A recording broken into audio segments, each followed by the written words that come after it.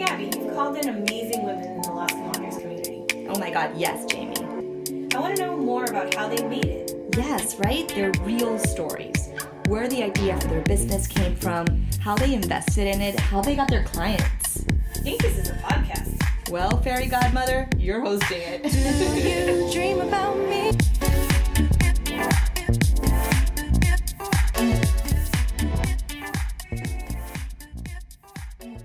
Welcome. We are so excited to have Andrea Cid from Concept to Cosmetics here with us today.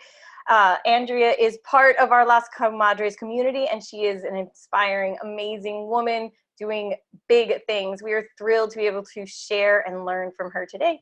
Welcome. Jamie, thank you so much for having me. This is exciting. This is super fun. Thank you for being part of the new podcast for the Comadres. Very cool. Awesome. So can you introduce yourself a little bit more and tell us about who you are, what you do, Sure. how you got here? Wow.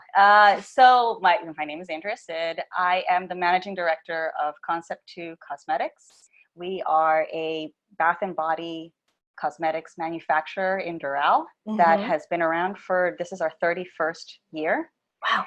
And I took over the running of the company about 3 years ago, when my family and I bought the business from the previous owners. So it's a little different from, I think, what a lot of the other Las Comadres might be doing, because it's not something that I started from scratch. I took over somebody else's company and started to try to make it my own.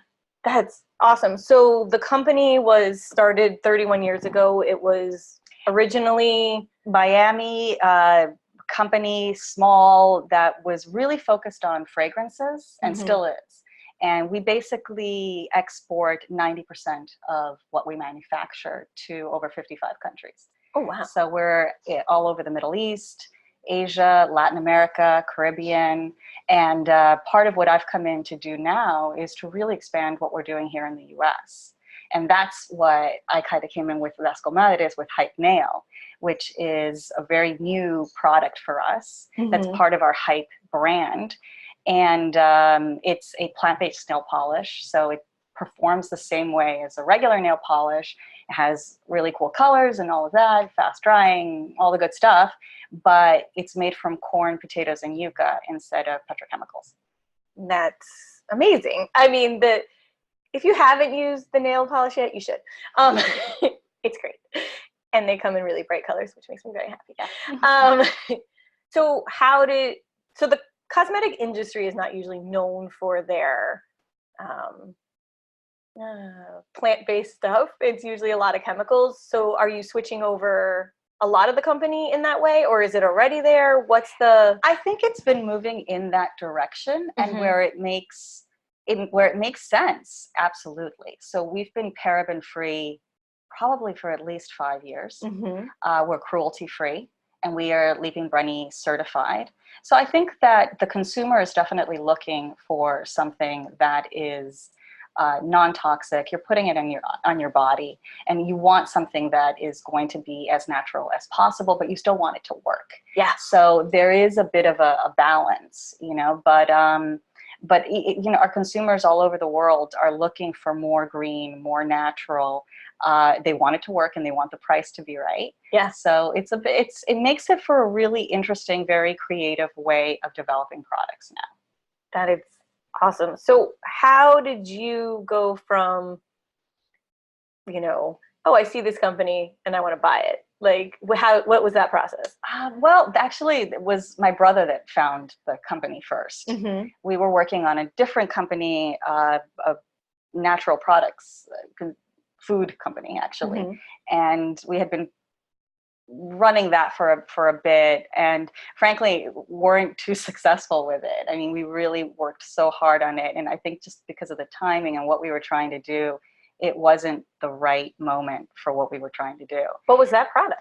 Well, we kind of missed the stevia boom and came at it probably a bit late on it. And then we were trying to launch a bunch of superfoods, and it just became very difficult to do something where we didn't actually control the manufacturing. So that was part of actually the realization that there's a lot of talk right now, especially in the US, about how manufacturing is dying and it's not really the future. And sure, in many ways it's changing, but particularly for a company where you're putting out new products and you have to be creative and innovative. If you don't control your manufacturing, you can't be quick. You can't respond to what your clients want quickly. I've been in meetings where I've sat down with clients and 2 weeks later had a product that we talked about because they wanted something very specific. And I was able to produce prototypes of them within 2 weeks, working with our vendors. I could have never done that before with the natural products company because I couldn't control the manufacturing. I had a co-packer in Chicago. And just the fact that I can walk from my office back to the plant, talk to some of my people and say, okay, what can we do here? What do we have? Can we maybe add this component to it? Or maybe we really want to use this type of fragrance because our Asian consumers are really looking for a different type of fragrance profile, and then start to really develop that. Even with colors, we've done custom colors for our nail polish for influencers. So the ability to be quick with that, that's what I hope will allow us to compete against huge players. Like I'm in the same business as Unilever and P&G and L'Oreal, and it's very, very difficult for someone my size to compete against those kind of marketing budgets, but we can be pretty quick with our own clients, and I think that's really valuable. That's amazing. So, okay, so you started so you bought the company how many years ago? I'm sorry. 3 years ago. How was the beginning? Wow. I mean, it's a roller coaster no matter what. That's why I love going to the Comadres events, because it doesn't matter what size your company, it doesn't matter what position you're in, it doesn't matter what point in the development cycle you are at. We're pretty much dealing with the same issues of how we're putting blood, sweat, and tears into our own businesses, and what are we achieving with that, right? So I think that when I first took over the company, I'd never done anything manufacturing related ever. I was in finance and real estate. I know numbers, and you asked me about like how we looked at it. My brother brought the company, and he'd brought a bunch of stuff before as well. And I had investment banking background, and I dealt with a lot of this before. And it was very quickly, my father and I would look at these companies and be like, no, this doesn't work. This doesn't work. And then we looked at this one and like, wow, this is something that actually might have legs. So that process was fairly quick once you see something that really works. But it was struggling. It was really, really struggling when we took over. We had back orders of over 3, sometimes 4 months with different clients. We had production lines that were stalled, huge cash flow issues, and just it needed a lot of investment. It needed a lot of production solving problems. And so I focused on learning the manufacturing first, which was a bit daunting since I had no experience in it from before. And focused on that, and left part of the sales to one of the previous owners that was in the company.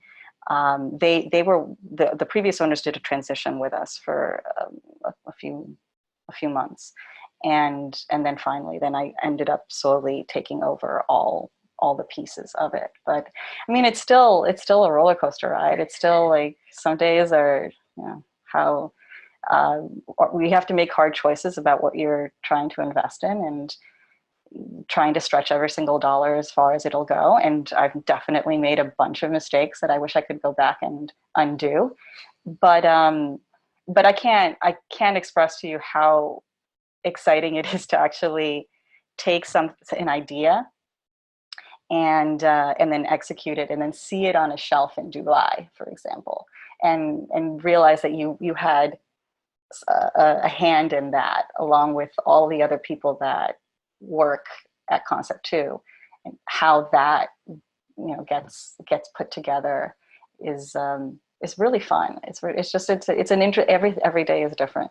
Every day is completely different from the day before. What do you think the hardest part of maybe not the learning, but like the process is? Like for you, what was the hardest part? Oh, I think for the stage that we're at right now, it's having to wear a lot of different hats. That I mean, I'm by nature, I think I've always been, my career, the way it's always gone, I've been a Jane of all trades. Mm-hmm. So I actually have, my sister-in-law got me a T-shirt that says Jane of all trades, which I thought that was hilarious. And I wear You're it. like, yes, I will wear this with fits me. pride. Yes, this is me. I've never been an in-depth expert in one thing in particular. Mm-hmm. I've loved the project management aspect of different jobs that I've had, and asking different people their expertise, but then at some point you have to make a decision, and then you have to own it. Right. And if it goes well, then it's a team effort of everyone did an awesome job, and if it goes poorly, it's on you. Right. So I really firmly believe that. So for me, I think it's just having more components. I went from a corporate job where I was very much a cog, and it would take me maybe a year to 2 years to get a decision to be made within, because you had to get buy-in from one department and then another, and then you had to go to London, and then maybe, somebody else would reject it, and all of that. And it would just take a really long time to see your work executed. Now we make decisions on WhatsApp, and it moves so much faster. But it means you don't have a lot of backup. Right. So I don't have a finance department, an HR department. I'm product development. I'm HR. I'm finance. I'm head of production. All of these things, and I have a really amazing team that helps support all that. Mm-hmm. But they're having, scaling up to this point, you have to just still be in a position where you have your finger in a lot of different pots. And so that's exciting, and it's also can be exhausting. Yeah. No, those things are like the things that people, daily, you're like, why am I in business? This is amazing. Back and forth. Back and forth. Yes, and I'm sure every single one of the commodities can relate to that, because that's exactly what you guys are doing every day, all the time as well. Yeah, I think it's the doing it at scale. You are doing it at a little bit higher scale. A little bit more, but with a little bit more employees and those kinds of things. A lot more moving parts than people that have sort of a solo practitioner. But at the same time, it's interesting to see that the pieces are all still the same. The pieces are still all the same. I think there was something at an event that you said that really caught my attention, because you said something like, you have to have that big vision and not be scared of that. And I would love to have this company be at 10 times. So whenever I get stressed about this, I'm just like, if I were 10 times the size, I would still have some level of this type of stress and concern. And so just let that go.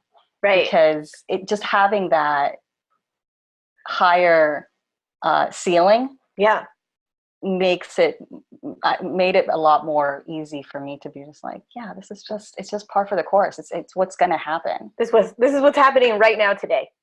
That's it. Like that's just today. Okay. When I look back, and when you look back, is this going to really matter?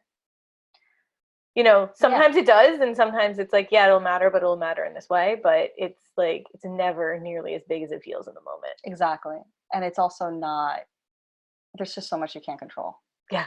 So we're all doing our best, basically. Right. And to operate from our future self, right? Like if where you want to be is way, way, way up here, then that's fine. But it's like, okay, that's great. This is where I want to be. So like, let's make the decisions from up here and what those decisions are. Yeah. Don't just self-limit automatically. I think that can be really hard to do when you're in a position where you're making all of those decisions, where no one else is telling you. Right. No one's giving you the push in one direction or the other. It's or all telling you, okay, we're only going to do this. Mm-hmm. When it's up to you, it's really your own head that's limiting it. So that's free your mind. You know? So, yeah. It's amazing and horrible all at the same time. The duality of it. So with the company, what has been sort of your biggest challenges? You also have a family-owned company here. Yeah. What are the? Let's go into the challenges of that. That's not always so easy. There's amazing parts to it because you have a shorthand with your family that there's when you have colleagues at work, there's maybe boundaries that obviously are a little more sturdy and thick than maybe what you have with your family. Right. And so I think that is really easy because you can make decisions faster, and I don't have to, the concept of buy-in that I used to have with at my big corporate experience from before, where I had to get allies and do PowerPoint presentations to convince one group and then see if I could get the buy-in from the other group, and then try to all of that politics and work, which was becoming, as the higher up I was going, was becoming an increasingly large component of my day-to-day. Right. And I could see my bosses were even worse. They were doing, whereas I was maybe having like 30 to 40% politics time of buy-in and all that, they were at 70. I was just like, I don't want that. No. So you don't have that to the same extent with family, but it also means you have to be able to separate stuff. Right. And I think my dad really is very good at that, and he's always taught us that that's, you get home, you have family time, you're not talking about the business. And so we go into the office and we talk about the office, and I can tell him things directly that I would not have been able to say as easily to as his daughter. Yeah, as his daughter. And that I couldn't have said exactly, I really don't agree with the decision that you're about to make.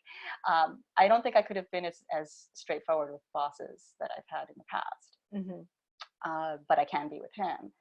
At the same time, it's, it is stressful. I want to make him proud. I feel like if I don't do amazingly well here, how is that going to affect our relationship? And it's just about realizing family is family. And, right.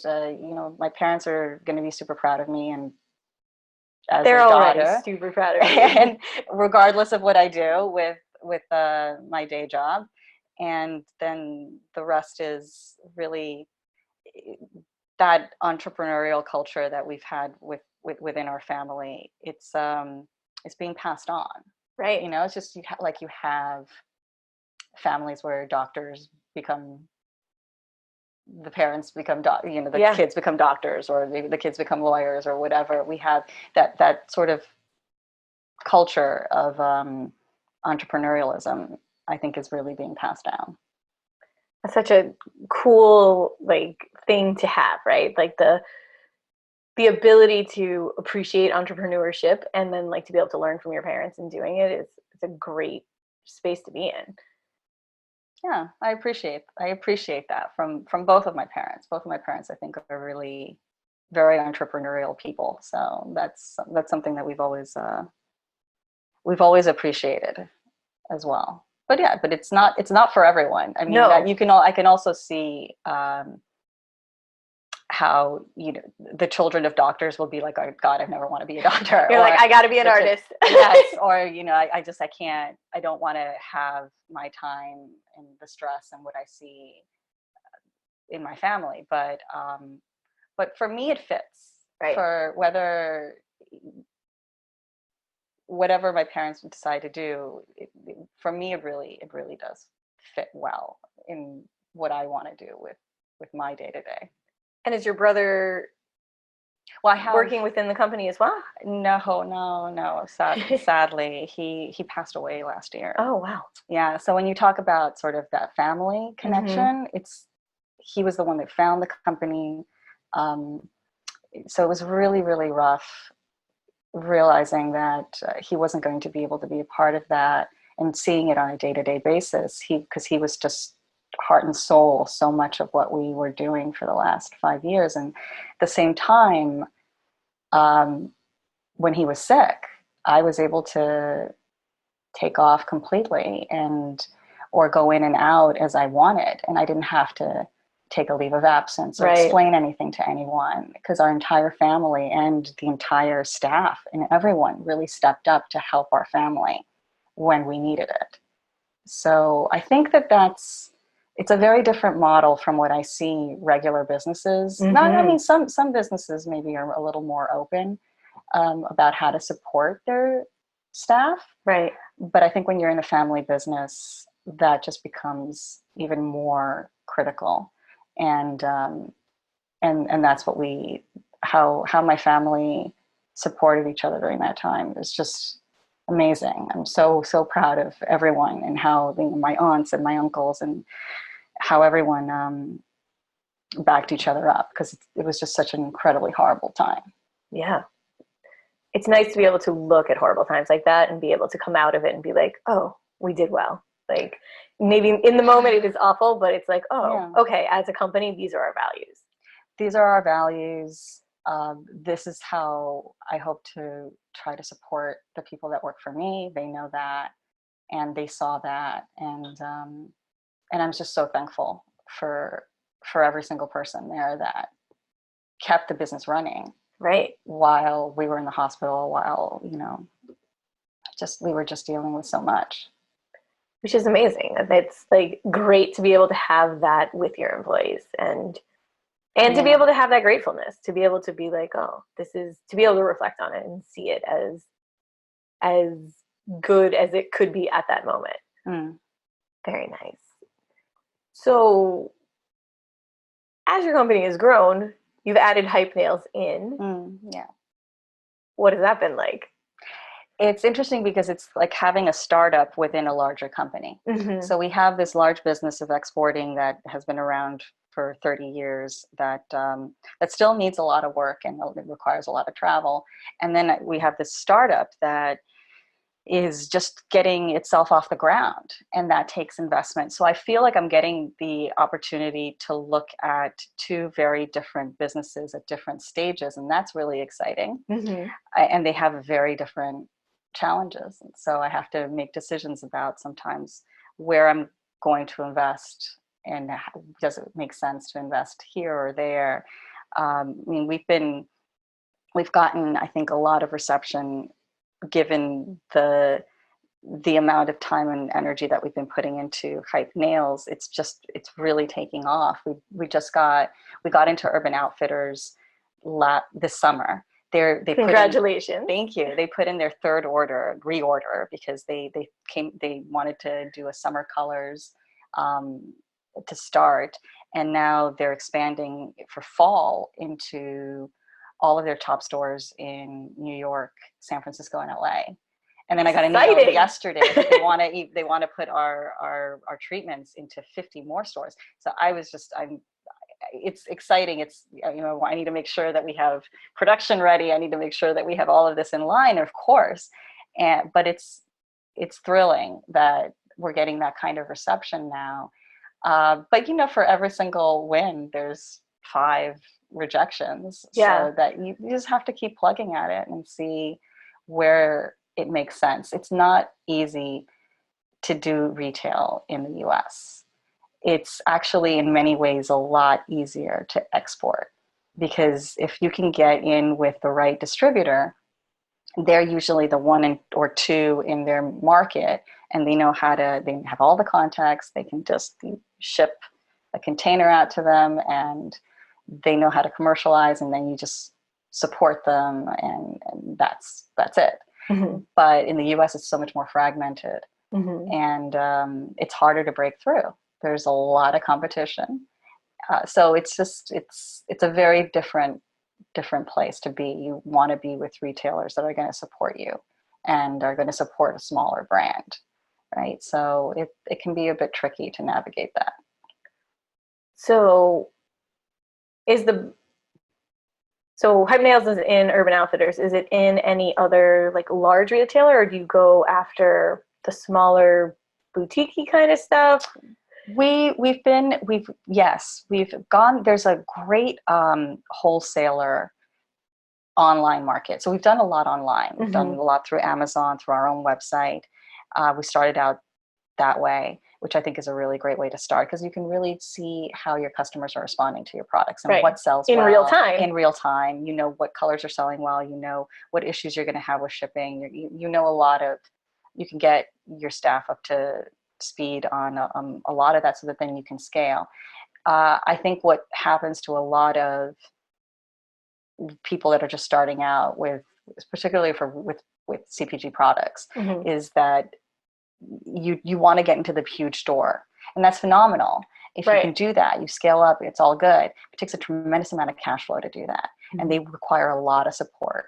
And if for whatever reason your product isn't a hit, they'll ask you to take it all back. So you would have, and then you have a lot of product, and then you have a lot. Yeah, you have to invest in the inventory. They want you to ship immediately. They want all of that. So it means you have to hold a lot of cash and a lot of inventory in your warehouse. But you're not necessarily going to get the support because you're a tiny player, right? You're a tiny component of their shelf space. So if you're working with someone who is like a boutique that is actually going to care a little bit more about your product, right? They know you know them. Yes, there's a little more of a push. A connection. There's a little bit more. They understand your story. They understand where you're coming from. They know how to sell your product. That's going to go a lot farther, I think, than to try to spend a year or two trying to get into a huge retailer, and then maybe 3 months later they're just like, okay, we've made a decision to do something else. So I think that's what you have to be a little careful. I think slow and steady is fine. I think that's not a bad place to be. And then I do think at some point it snowballs. So it's just a matter of choosing how comfortable you are with the risk and the investment and the cash flow. You have to consider that at every step.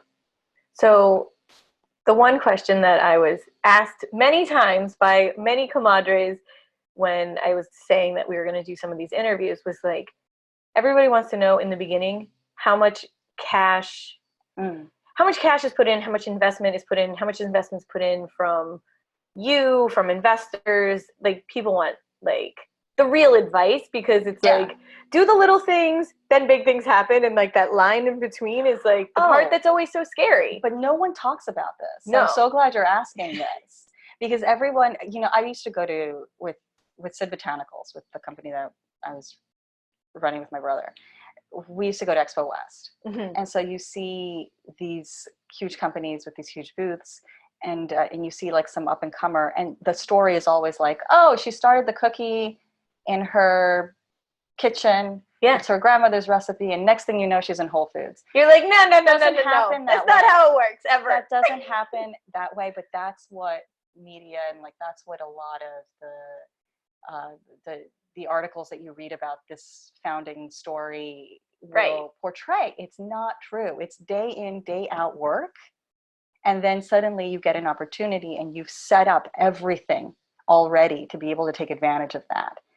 And then you're able to nab the opportunity. Well, and if you didn't do the setup, you can't nab the opportunity. No. So tell us about the setup. So the setup, I really firmly believe if you're going to start out with anything, which is so the difference between like what you hear, the Silicon Valley type, just figure it out, the money will come. I think for most businesses, that's not the case. No. That what they call kind of disdainfully lifestyle businesses. And I was just like, what does that, so I heard a friend of mine like mention that one time, and it's like, what does that mean? Oh, you mean a regular business, not one that's losing millions and then suddenly makes $1 billion like that. You want to be in a regular business. It needs to make sense on the low scale. So you need to be making money, hopefully from the very beginning. Your margins need to make sense. I think that's something that if the cost of the cookie, if you're not able to sell it for more, right? It doesn't matter if you make 1 million of them. I mean, obviously you can lower your costs as you scale, but you can't count on that. Right. You should be. That's how actually I develop new products. So now when I develop new products, I don't say, oh, in 5 years we'll make money on this. No, it has to make money now when I make a prototype, when I make a first initial batch. Mm-hmm. And it's going to be more expensive because I'm going to have higher packaging costs. I'm going to have higher labeling costs. All of that is going to be higher than if I make 10,000, right? Right. But if it works at the initial batch level, Right. then it's going to work at the bigger level, because then I'll only be able to reduce it. So I think that it just, you're talking about cash flow, when you're talking about, it's got to work initially. And then, yes, as you scale up, you can solve for some of those issues with, there's a bunch actually of different places that you can go to that will be helpful. Right. Because I'm in manufacturing and exporting, I know some of those. And so the Florida Enterprise, I think they're fantastic. The South Florida Manufacturing Association is phenomenal. They're just a really great resource. The U.S. Department of Commerce is fantastic. There are organizations that will help you then with some of the financing and as a small business, as an entrepreneur in Florida. But yeah, you have to, the business model has to work at the small scale first. Thank you for telling us the truth. Yeah. And I think that that's what happens. It's like, starts in the kitchen, magic, right? And the idea that, asking for help is what you should be doing is not always put out there in the world. Yeah, and you've got to, how you fund yourself, it's got to be with your own funding, friends and family. You've got to start with your own network first. Mm-hmm. You have to see if somebody else wants to, but it has to work on that slow level, and then you can self-finance. And then at some point you will need additional financing, because that's just cash flow. That's just how that works. Everybody requires working capital financing at some point. But I think that discipline of making things work early carries through, because then it means, okay, I'm not just going to spend, just because I have this cash, I'm going to spend it on, you're going to just be a little more disciplined about what it is that you are getting a return on, especially when it's your own money, right? So, or when it's your family's money. Or when you have to pay your aunt back and she is going to be, waiting for it, and you know that is her retirement, that makes you work a little harder. Well, I would say the other thing that I think is really important, and don't take that money. Well, I would, what my father has taught us is, you really have to separate that personal from your business, right? And obviously, like, as we live in a capitalist society that allows us to do that. We create our own entities. Like my personal finances are not attached to Concept 2 Cosmetics. Right. But you can funnel a lot of that stuff through the business. It's important to I wouldn't bet your mortgage payment, you know, like keep those. You're getting a salary, and that also means paying yourself. Yes. So all of those things, you just try to maintain those things. It's separate. What I do in my business is for the business, and I have to really have a cold look at, is this going to give me a return on investment? It's going to be very different from the type of decisions I make for myself. Right. When I decide, am I going to spend money on something that'll be fun for me? Versus, no, this is what I need a return on this for the business. And to separate those things, I think, is very, very important. I think it's probably even harder to do when you're first starting out. And it's something you love. It's something you love, and it's yourself. But trying to have that boundary will, I think, help make better decisions going forward. Well, thank you for the real advice. I think it's one of the things that I think is lacking in small business, is that idea of, like, how does it really happen and how long does it take? This idea of, like, it happened overnight is always 5 to 10 years. At least. And then you're like, oh, this is working. And,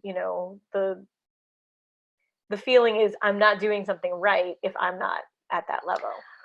Because you only hear about the big wins, right? Right. Like, how often do you hear about the stuff that doesn't go right? I mean, I could do a podcast on all the mistakes I've made. I think that is my next podcast. It will be all about all the failures, right? Like There was like some TED, oh gosh, I can't remember now that I saw it, like that about, like, there's a club that a woman started where people just talk about their failures. Oh. And she said it was so empowering and so cathartic, and let's just all entrepreneurs get in a room and all just talk about your failures, because we all have them.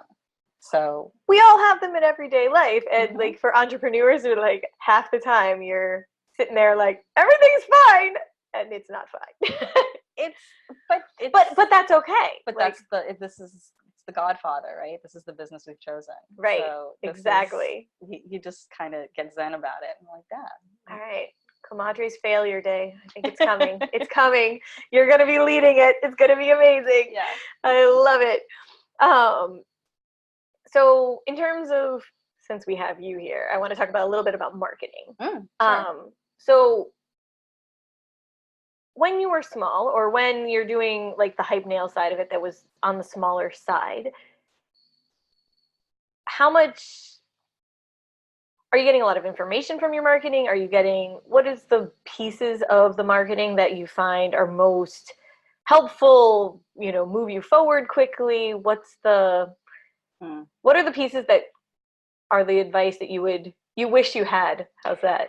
The advice I'll give anyone: sales. Don't forget marketing, because it's part of it.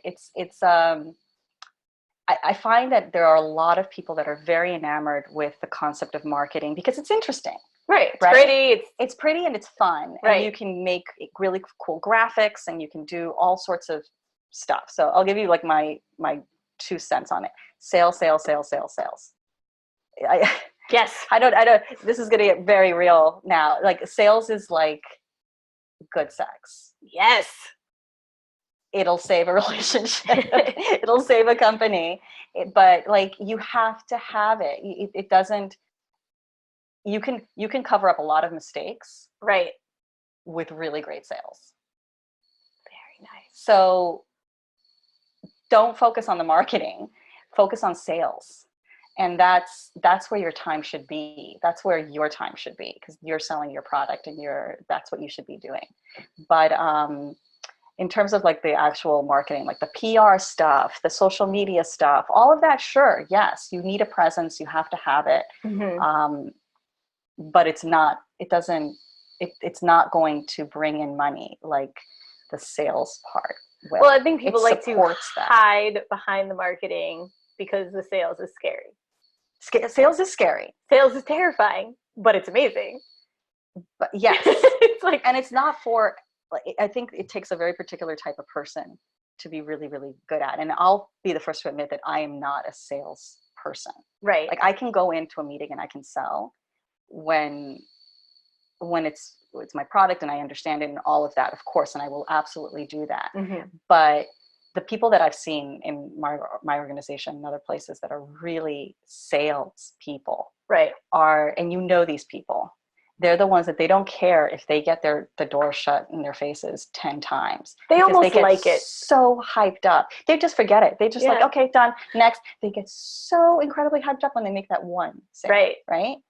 And those are the people you want to hire. It's so hard to hire sales. I mean, it's the most difficult thing, I think, to hire.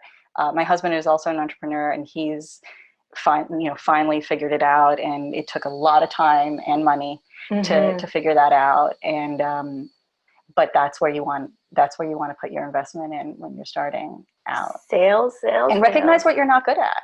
Right. Like I tell my salespeople, pull me in when you need me. I will do the calls. I will do everything you need. But they're the ones that really are. It's follow up. It's constant. It's incessant work it's not about going in and wowing people in one meeting. It's the phone calls after and it's a process. And the relationships that you have to build. The relationships you're building, the time and energy that goes into the follow-up to getting people to say yes. Yeah. It's not it's not razzle dazzle. It's grueling. Yeah. I think appreciating that and knowing like that is not for everybody. Yeah. Like, to hire out for that is like, okay. So hard to do. Yeah. So hard to do. So I think that when you look at the marketing and have a presence, do everything, and then support the sales, support your clients, and have marketing support that. I think that's how to think about marketing. And don't get carried away with like the photo shoots and all of that's fun. It's great, right. But is it supporting your sales? Is it supporting your clients? Yes. That's what you want to ask. Thank you. Thank you for all the real advice, because I think all the stuff that gets sort of wrapped up in, oh, this is sales. No, that's really marketing. And to be able to be like, okay, this is how we sell our product. This is how we sell our service. This is how we do this is a really interesting piece. So, and one of the things you alluded to is like asking for the help, right? So in your business, like, what are the things that you know you need to outsource? Outsource?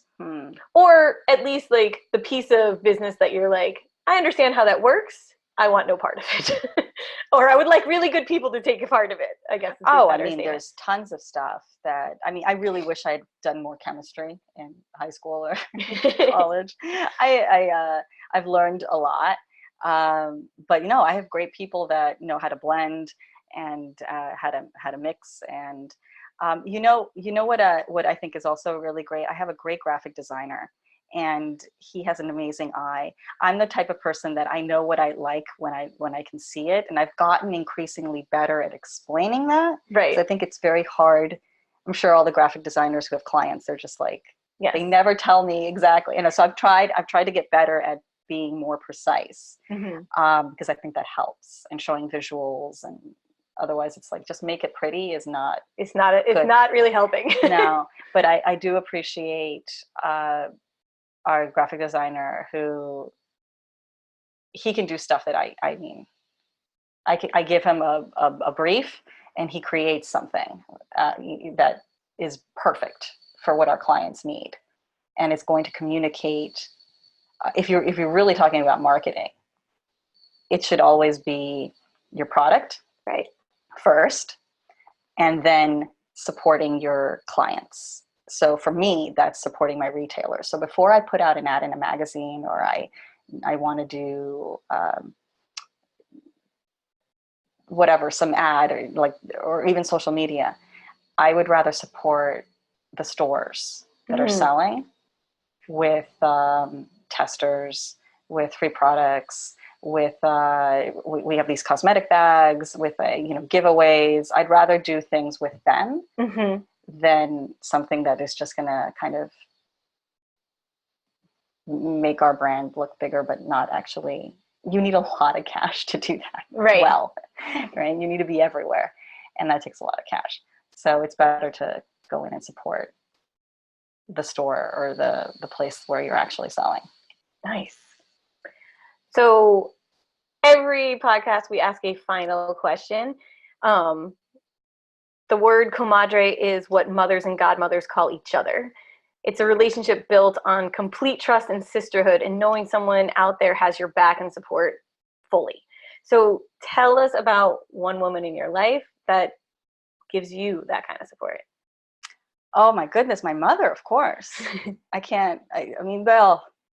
My family, the women in my family, I'm just, I'm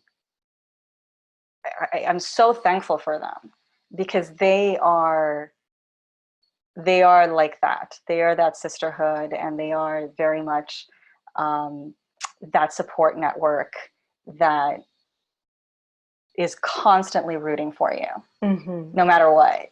And so that, I think, is something that I see reflected in what we have with the comadres. It's just like someone that is going to have your back no matter what. So I'm lucky that I have that within my family. I think that is something that I see constantly with my aunts, with my mom. I would say that in terms of my friends, I have a group of, also in addition to the comadres, but I have a group of grad school friends that we're all over the place. So we're on WhatsApp together and we're daily communicating.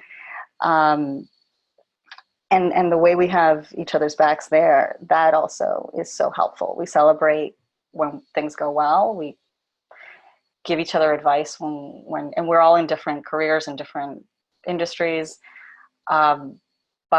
And we talk a lot about politics, and that's a big support, like supporting each other through whatever thing we're seeing that is outraging us. It's important for women to have each other's back that way. Yes. Because that's the only way that things are going to get better. Definitely. Well, thank you so much for being part of our podcast as well as part of the Comadres community. And thank you. Thank you. Las Comadres is a community of entrepreneurial women reclaiming sisterhood and uplifting each other in life and in business. Music for the Las Comadres podcast provided by Afro Beta. Learn more about our community and join us at lascomadres.club.